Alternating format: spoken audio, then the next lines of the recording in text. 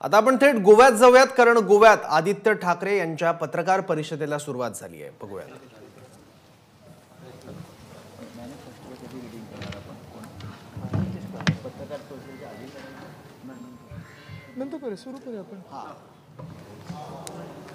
नमस्कार. पणजीतली एक भरगच्च पत्रकार परिषद आता सुरू होते.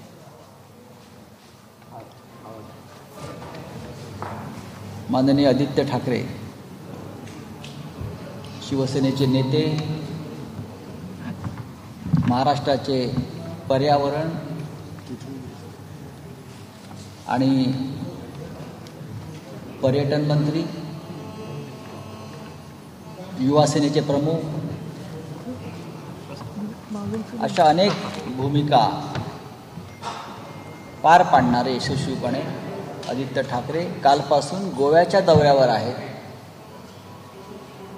शिवसेना उमेदवारांच्या प्रचारासाठी ते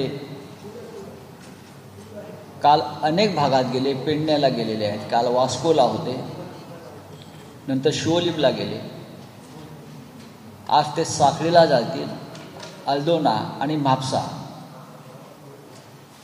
आपल्या सगळ्यांची विनंती होती की आदित्य ठाकरेंशी आम्हाला संवाद साधायचा आहे, आणि म्हणून आज आपल्याशी संवाद साधण्यासाठी आदित्य ठाकरे इथे उपस्थित आहे. गोवा विधानसभेसाठी शिवसेनेचे 11 उमेदवार उभे आहेत. आपल्याशी वार्तालाप झाल्यावर गोव्यातील शिवसेनेचा जो वचननामा आहे, ज्याला आम्ही वचननामा म्हणतो, लोकांपर्यंत तो पोचलेला आहे. त्याचं रितसर उद्घाटन, प्रकाशन आदित्य साहेबांच्या हस्ते होईल. त्यातले ठळक मुद्दे जे आहेत ते राज्यप्रमुख जितेश कामत आपल्याला वाचून दाखवतील. व्यासपीठावर माझ्याबरोबर आपण पाहिलं असेल की मुंबईच्या महापौर किशोरीताई पेडणेकर उपस्थित आहेत. शिवसेनेचे लोकसभेतील गटनेते विनायकराव राऊत आहेत, खासदार राजन विचारे आहेत,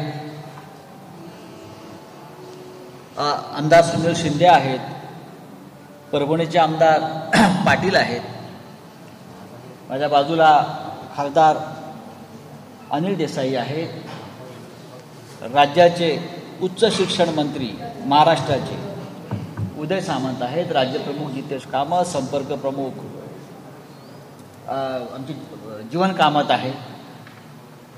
आणि स्टेज भरगच्च असल्यामुळे समोर आमचे शैलेश वेलिंगकर बसलेले आहेत, ज्यांनी पणजीतून उत्पल परिकरांसाठी माघार घेतली. वरती हां, तर या इतर अनेक लोक आहेत. शिवसेना ही निवडणूक अत्यंत जोरदार पद्धतीनं लढवते आहे आणि गोव्यात शिवसेनेचा माहोल निर्माण झालेला आहे. इतर पक्ष लढतायत, पण गोव्यात शिवसेना काय करते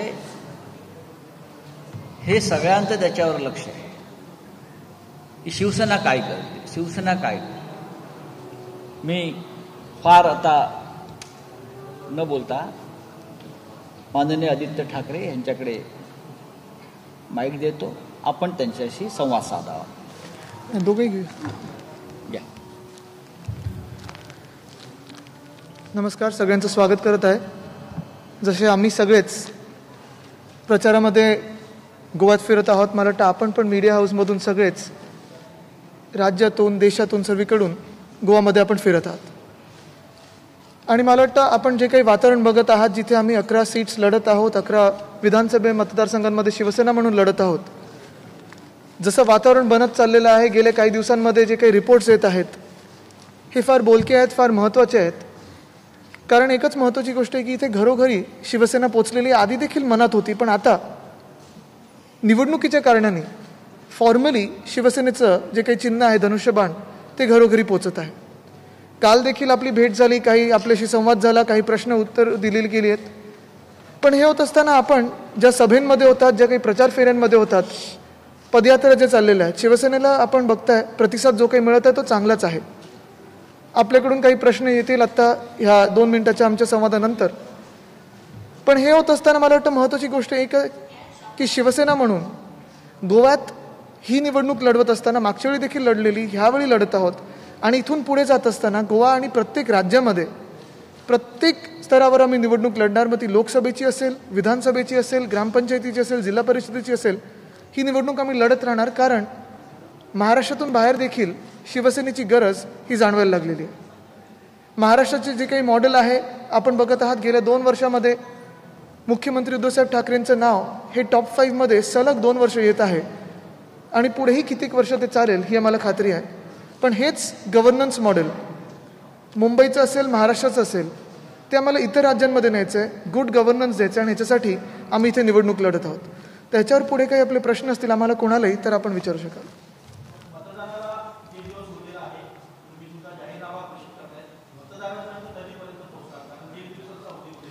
मला वाटतं हे एक औपचारिकता आहे जी आम्ही आत्ता करत आहोत. तरी देखील आत्तापर्यंत जर आपण बघितलं असेल मतदारांचा जो काही रिस्पॉन्स आहे, जे काही आम्ही बोलत आहोत, पदयात्रा सुरू होत, घरोघरी ते शिवसैनिक जात आहेत, त्यांना माहिती आहे की शिवसेना म्हणजे स्थानिक भूमिपुत्रांना न्याय देणारा पक्ष आहे. दुसरं म्हणजे जो आवाज इतर वेळी मुख्यमंत्री असतील, मंत्री असतील, मंत्रालय जिकडची असतील तिकडे न पोचणारा आवाज ऐकून काम करणारा पक्ष आहे आणि ही भावना ही इथे जनमानसामध्ये आहेच. तर शिवसेना गोव्याला काही नवीन नाही आहे.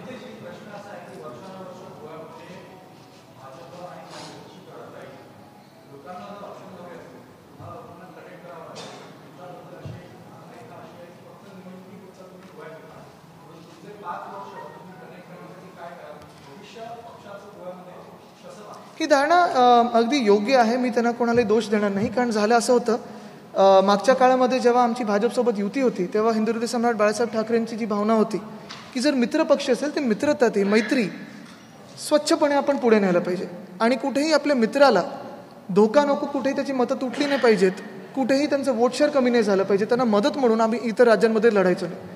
त्या काळात झालं असं की जेव्हा इतर पक्ष वाढत गेले, आमच्यातले काही शिवसैनिक त्यांच्या पक्षामध्ये गेले, पुढे मंत्री झाले, काही खासदार झाले, तरी देखील आम्ही मैत्री जपायला कुठेही लढलो नव्हतो. मला उत्तर पूर्ण करू द्या ना. ते होत असताना गेल्या 5 वर्षामध्ये ज्या रीतीने आमच्या पाठीत खंजीर खुपसलं गेलं आपण बघितलं असेल आणि आमच्याच नाही तर इतर सगळे जे मित्रपक्ष होते एनडीएतले एक आणि एक सोडत गेलेले आहेत. अशा काळात आम्ही पुन्हा आमचं जिथे जिथे प्रेझेन्स होता तिथे लढायला सुरुवात केली.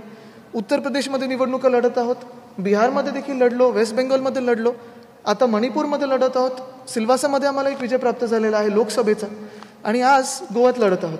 इथून पुढे जात असताना जसं मी सांगितलं की जो काही आमचा एक कनेक्ट होता तो तर आहेच, पण फॉर्मली त्याला आणण्यासाठी आम्ही प्रत्येक निवडणूक लढवणार आणि ते गोव्याच्या प्रत्येक गावात शाखा तर असणार म्हणजे असणारच आणि हे आम्ही काम हाती घेतलेलं आहे.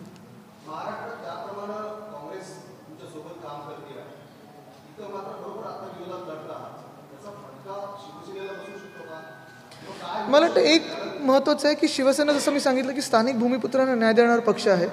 ही निवडणूक ही काही आमच्या पक्षाच्या भवितव्याबद्दल नाही आहे किंवा कुठच्याही पक्षाच्या भवितव्याबद्दल नाही आहे. ही स्थानिक लोकांबद्दल गोवेकरांबद्दल आहे. आणि जर कुठचाही एक पक्ष निवडून आला, जसं आत्ता त्यांनी उल्लेख केला की गेले 10 वर्ष भाजपची सत्ता इथे, केंद्रात तर बहुमताचं सरकार आहे त्यांचं 7 वर्ष. जर 7 वर्ष बहुमताचं सरकार असून आणि इथे 10 वर्ष सरकार असून इथे गोव्याचा विकास तसा शाश्वत विकास होऊ नाही शकला. अजूनही काल पण मी फिरत असताना जे काही मला लोक भेटत होते स्थानिक, विजेचा प्रश्न असेल, पाण्याचा प्रश्न असेल, आणि पाण्याचा प्रश्न एखाद्या गोव्यासारख्या राज्यामध्ये दुर्गम भागात असेल तर समजू शकतो, पण महत्त्वाच्या जागी महत्त्वाच्या शहरांमध्ये जर असायला लागला तर मग कुठचा नक्की विकास झाला, कोणाचा नक्की विकास झाला, लोकांचा विकास झाला की काही पक्षांचा विकास झाला, हा एक मोठा प्रश्न राहतोच.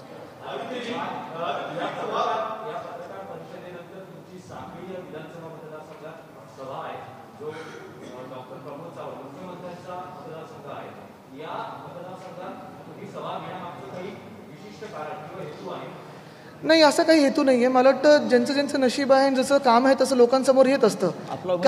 काही लोकांना असं वाटत असतं की माझ्या मतदारसंघात यावं की न यावं, असे काही मागच्या काळात फोन पण आलेले. पण आमचं जिथे उमेदवार आहे तिथे मला कर्तव्य बनतं की मी जाणं आणि प्रचार करणं, तर मी तिथे जाणार आहे.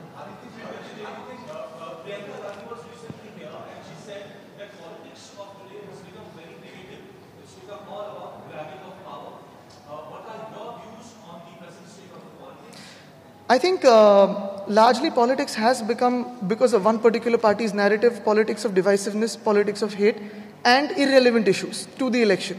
Whenever there is an election that goes a little on the edge, irrelevant issues are brought up to that election. Of course, they're relevant to the society, they're relevant to the country, but not at that moment. The local issues are ignored, states' issues are ignored, and it's put on a different pitch. So, of course, I would put my views as this.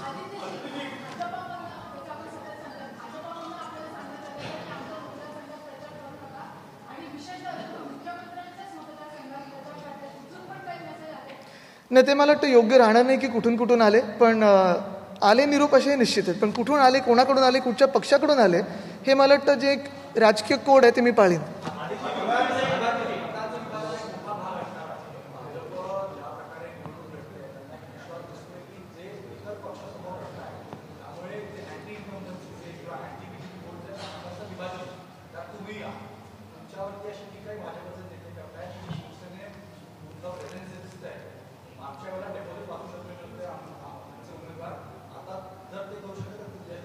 मला वाटतं ते एकच गोष्ट बोलक आहे त्याच्यात की जर ते अशी टीका करत असतील आमच्या पक्षावर, मतांचं विभाजन असेल किंवा डिपॉझिट जप्त, हे दोन भूमिकेत ते बोलत आहेत. आणि जर कोणी आमचा पक्ष एवढाच कमजोर समजत असेल की डिपॉझिट जाणार असेल, मग आमच्यावर टीका कशाला, आमच्यावर बोलताय तरी का, भीती कशाला वाटते, होऊ दे प्रचार.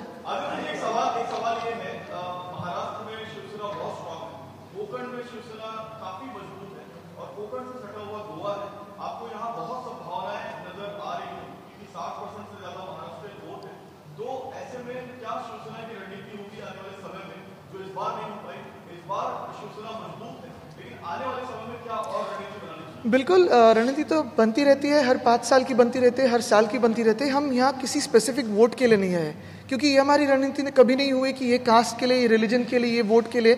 हमारी रणनीति यही राज्य के जो भूमिपुत्र है उनकी आवाज़ बुलंद करने के लिए, उनके न्याय हकों के लिए लड़ने वाले हम पक्ष है, और ऐसे ही करते रहेंगे.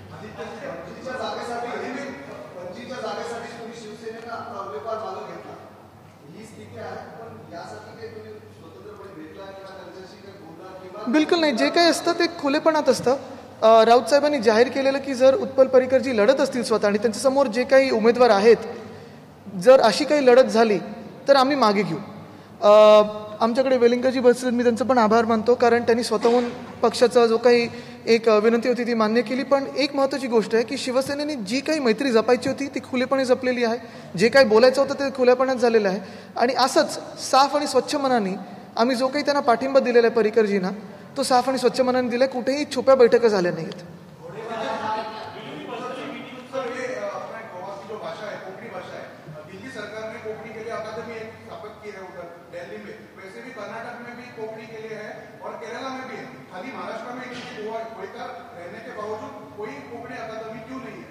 जहाँ अकादमी की ज़रूरत होती है वहाँ कोई बोलता नहीं, और जहाँ बोलता है, हमारे हाउस में आप अगर बीएमसी में आओ, अगर हमारे विधान भवन में आओ, तो वहाँ बातें तो होती है.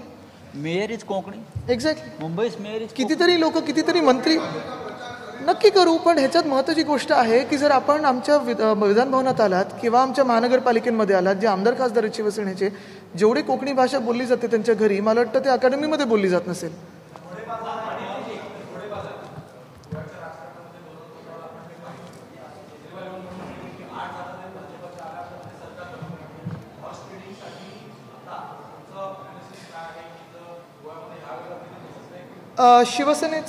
शिवसेनेचे वाघ असतात आणि वाघांचा बाजार नसतो. सॉरी, एक मिनिट, त्यांचा मगासपासून हात आहे, मग आपल्याकडे येतो दिनेशी.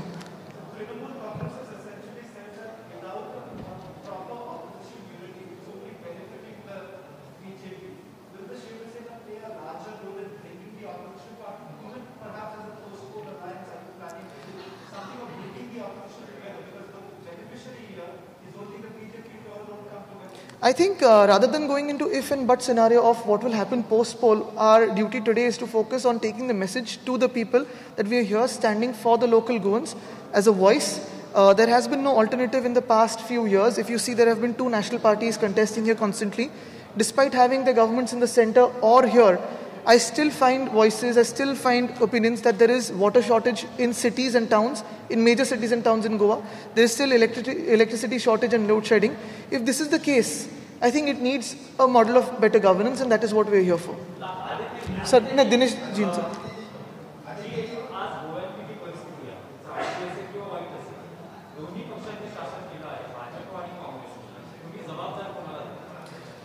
मला वाटत नाही आता बोट कोणाकडे दाखवण्याची वेळ आहे, ही आमची कोणाची स्टाईल पण नाही की हा जबाबदार आहे तो जबाबदार आहे. मला वाटतं इतर पक्ष ते करत असतात. आम्ही ना क्रेडिटसाठी जातो ना बोट दाखवण्यासाठी जातो. आम्ही काम करण्यासाठी आलेलो आहोत. जे काय झालं ते झालं. पुढची काम करण्याची संधी आम्ही मागत आहोत आणि त्यांचे आशीर्वाद गोवेकरांचे मागत आहोत. मला वाटतं समर्थन हे जनतेला असेल. इकडचा जनतेचा जो आवाज आहे तो महत्त्वाचा आहे. गोवेकर काय बोलत आहेत हे महत्त्वाचं आहे.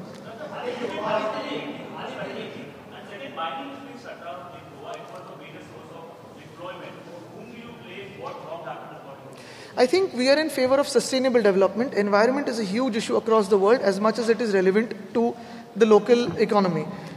What we need to realize is without environment there is no quality of life. Without quality of life there will be no business coming to Goa. Today the amount of people who are looking at Goa as a possibility for sustainable development, whatever is legal in the ambit of legality and environment will happen here.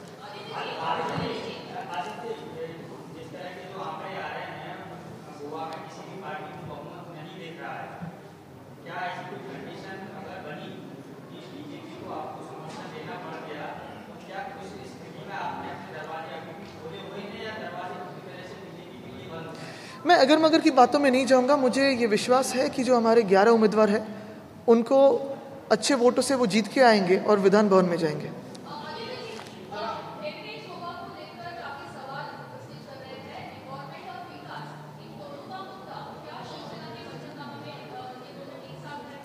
ये सिर्फ वचननामा में नहीं है, ये तो दिलों में है. क्योंकि अगर आप देखिए हमारा जो शाश्वत विकास का जो मॉडल है, मुंबई में हो, महाराष्ट्र में जैसे अपनी नासिक में हो, नागपुर में हो, हर जगह विकास तो हो रहा है लेकिन शाश्वत हो रहा है, सस्टेनेबल हो रहा है.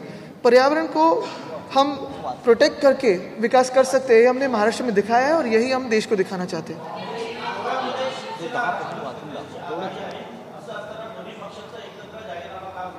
कारण आम्हाला जास्तीत जास्त लोकांपर्यंत पोहोचायचं आहे. अर्थात आम्ही जसं आपण बघितलं असेल महाराष्ट्रात देखील विकासाचं काम आम्ही पुढे नेत आहोत.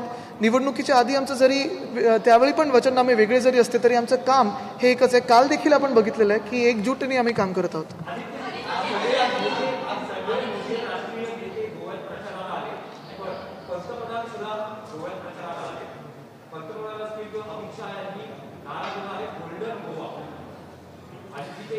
नाही, सगळे राष्ट्रीय नेत्यांबद्दल मी काही बोलणार नाही. फार मोठे मोठे नेते सगळ्याच पक्षांमधून आलेत. आम्ही सगळे छोटे कार्यकर्ते आहोत. आम्ही लोकांमध्ये जाऊन पदयात्रा वगैरे करत आहोत. जसं आपण बघत असाल आमच्या सभा पण चौक सभा वगैरे होत आहेत, गावांमध्ये होत आहेत. आणि आमचा तोच हेतू आहे की लोकांचा आवाज काय होतं, मोठ्या सभेमध्ये मोठे जेव्हा नेते येतात, मोठ्या सभा होतात, लोकांचा आवाज बोलकेपणाने येऊ शकत नाही आपल्याकडे. आमचा प्रयत्न हाच आहे की जेवढं लोकांचं ऐकू शकू, लोकांचं सरकार हे असायला पाहिजे.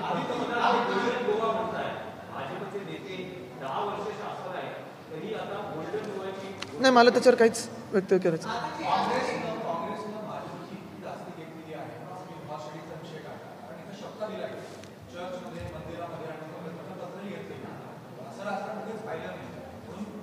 नाही, आमचे आमदार फक्त आणि फक्त विधान भवनाची शपथ घेणार.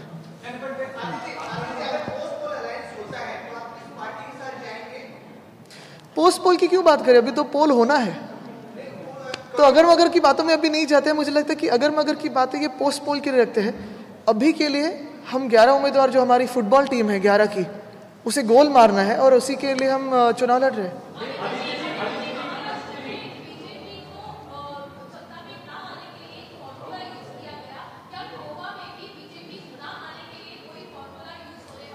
जैसे हमने महाराष्ट्र के हित के लिए जो जरूरी था वो किया, वैसे ही अभी कुछ अलग संकेत न देते हुए कि यहाँ जाना है वहाँ जाना है. जो भी गोवा के हित में होगा, जो भी गोवा के लोगों के हित में होगा वो हम करेंगे. नहीं, सॉरी.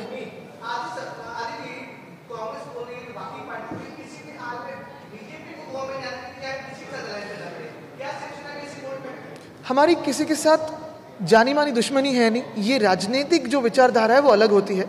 हमारी विचारधारा शाश्वत विकास की है, दोस्ती निभाने की है, विश्वासघात करने की नहीं है. और हम जो भी वचन देते हैं वो कर दिखाते हैं. जैसे पर्रिकर साहब के हिसाब में हुआ अभी, और हम अभी जो भी वचन गोवा को देंगे वो कर दिखाएंगे. वही हमारा मानना है.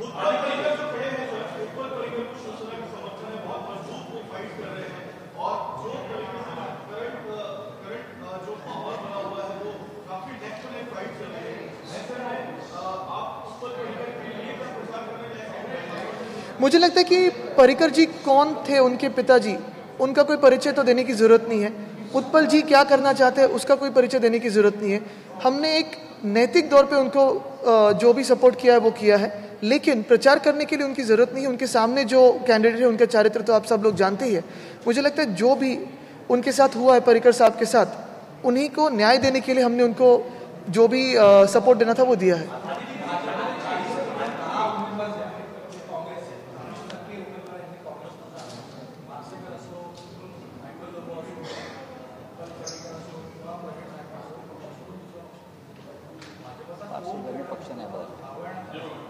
मला वाटतं जर आपण बघितलं असेल महाराष्ट्रात असेल देशभरात असेल, पॉलिटिकल FDI भाजपमध्ये जास्तीत जास्त असते उमेदवारांसाठी, आणि जी कोर भाजप असते ती हल्ली मागे पडत राहिलेली. कदाचित महाराष्ट्राचंच मॉडेल ते गोव्यात वापरण्याचा प्रयत्न करतात आणि त्याच दिशेने चाललेत.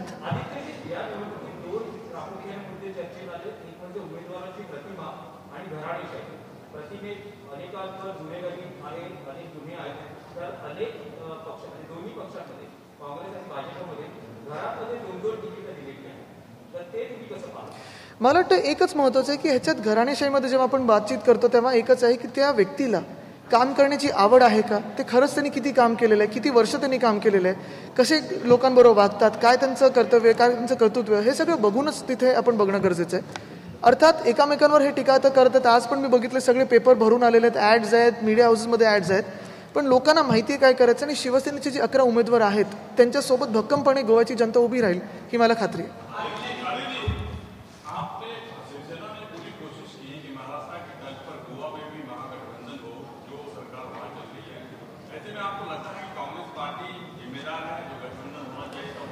मुझे लगता है हमारी कोशिश यही है कि जो भी समविचारी पक्ष है वो साथ में आए, देश भर में है, लेकिन जहाँ जहाँ पक्ष खुद का बढ़ाने की एक हक होता है वो सभी को है.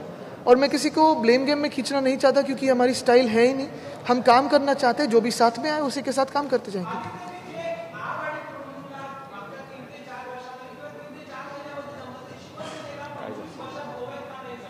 कारण आम्ही मैत्री जपणारा पक्ष आहोत आणि विश्वासाने पुढे चालणारा पक्ष आहोत. आम्ही नुसतं कुठेतरी सत्ता आली म्हणून दुसरीकडे मशरूम होण्यासाठी येत नाही, तर आम्हाला लोकांमध्ये राहायचं आहे आणि लोकांचं कामं करायची.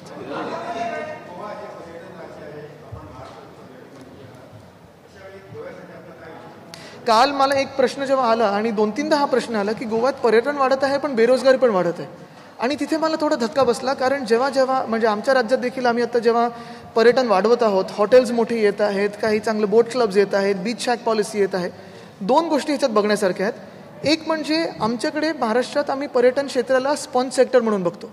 महाराष्ट्रात जर आपण बघितलं मागच्या 2 वर्षात जास्तीत जास्त पॉलिसी रिफॉर्म झाले टुरिझममध्ये. आम्ही एका सर्वेमध्ये नंबर 1वर पण होतो बिग स्टेट्समध्ये पॉलिसी रिफॉर्म्समध्ये टुरिझमसाठी. पण ते करत असताना कोविडच्या नंतरच्या काळात आम्हाला स्पॉन्ज सेक्टर म्हणून आम्ही टुरिझम म्हणून बघत आहोत. जास्तीत जास्त नोकऱ्या, रोजगार, स्वरोजगार तिथे आम्ही निर्माण करू शकू असं क्षेत्र म्हणून बघत आहोत. पुढच्या 3 वर्षात तुम्हाला त्याचा इम्पॅक्ट दिसेल.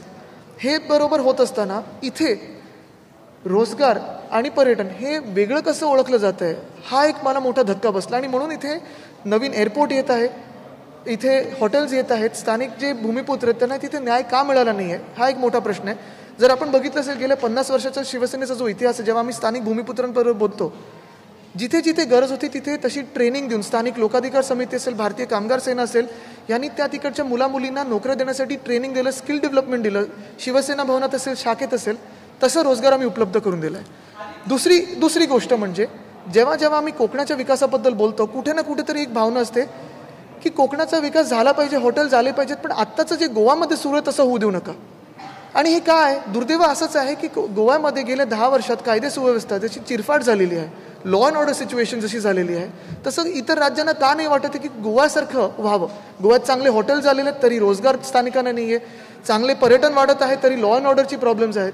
तर असं का वाटावं हा दुसरा प्रश्न आहे. आणि तिसरी महत्त्वाची गोष्ट म्हणजे जर आपण बघाल तर महाराष्ट्राने गेल्या 2 वर्षात 2 ते 2.5 वर्षामध्ये, कोविडचा काळ सुरू होता 2 वर्षामध्ये, 3 ते 3.25 लाख कोटीची गुंतवणूक महाराष्ट्रामध्ये आम्ही आणू शकलो. फॉरेन डायरेक्ट इन्व्हेस्टमेंट असेल किंवा लोकल असेल. एबीपी माझा, उघडा डोळे बघा नीट.